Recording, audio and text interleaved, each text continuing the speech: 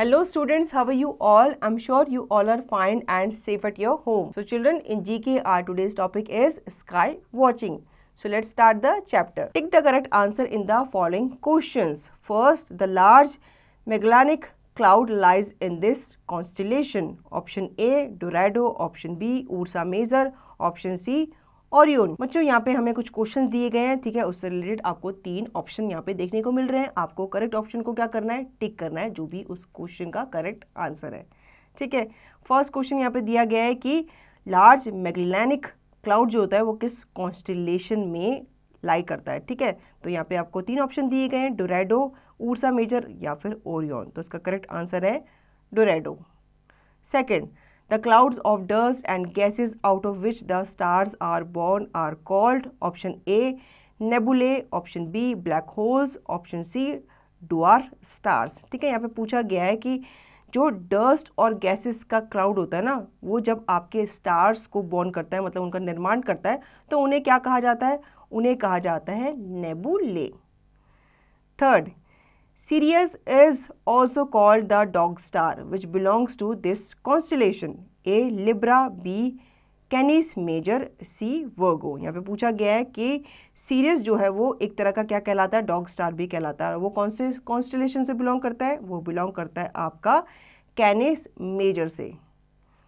Fourth, Nereid and Triton are the satellites of this planet. Option A Neptune, option B Mars, option C Mercury. यहाँ पे बच्चों 2 आपको satellite के नाम दिए गए हैं कि नेराल्ड और ट्रिटन जो है वो सैटेलाइट है और वो किस प्लैनेट की सैटेलाइट है। तो इसका करेक्ट आंसर है आपका ऑप्शन ए नेपच्यून।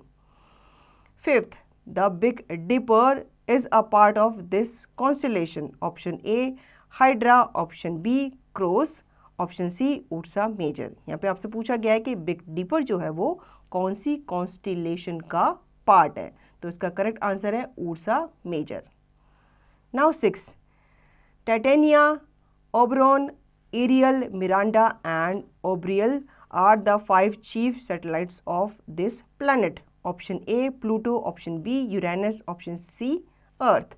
बच्चों यहाँ पे आपको इन सैटेलाइट्स के नाम बताए गए हैं, 5 सैटेलाइट्स जो कि चीफ सैटेलाइट्स है किस प्लैनेट की, प्लूटो, यूरेनस या फिर अर्थ। तो इसका करेक्ट आंसर है बच्चों Uranus.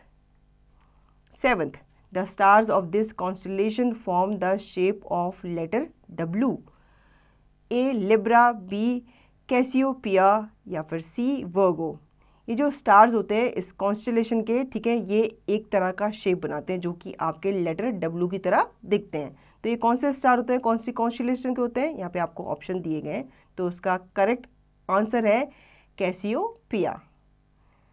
8th, this constellation finds place on the national flag of New Zealand and Australia and is the smallest constellation. Option A Hydra, option B Crux, option C Leo।